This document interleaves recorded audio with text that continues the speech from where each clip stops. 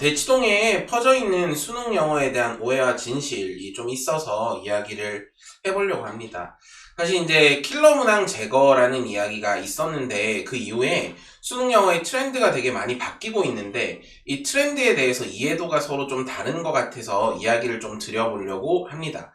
개인적인 생각으로는 올바른 방향 설정이 올바른 결과를 만들어낸다라고 생각을 하고 있는데 이제 아무래도 수능 영어가 절대평가이고 그 다음에 그러다 보니까 대치동 이제 수능 영어 자체가 약간 마케팅적 요소가 되게 많이 가미가 되어서 살짝 그 실제 트렌드와는 조금 다른 이야기들이 돌고 있지 않나라는 생각을 하고요. 일단 수능이라는 시험 자체가 1994학년도에 처음 실시가 되면서 30년 이상이 흘러오면서 킬러 문항이라는 것이 생기는 건 어쩔 수 없는 필연적인 결과였던 것 같아요. 근데 이거를 이제 수능 영어 입장에서 봤을 때 킬러 문항은 어떤 거냐면은 지문이 너무나 길고 추상적이고 난해해서 학생들 입장에서 읽었을 때 무슨 말인지 좀 못 알아듣겠다. 그럼 이런 문제는 어떻게 풀어내야 되는 거냐면은 지문을 최대한 단순화해서 핵심이 무엇인지를 파악을 해서 대략적인 내용 가지고 정답을 골라내면 되는 그런 시험이었던 것 같아요. 그러면서 이제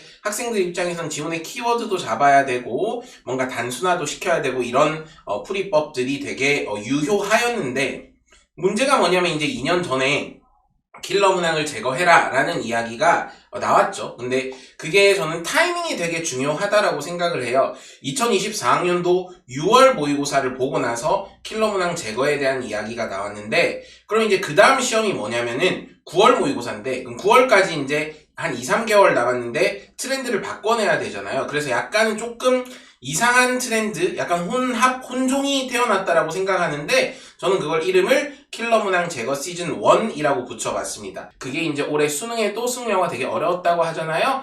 그대로 이어졌어요.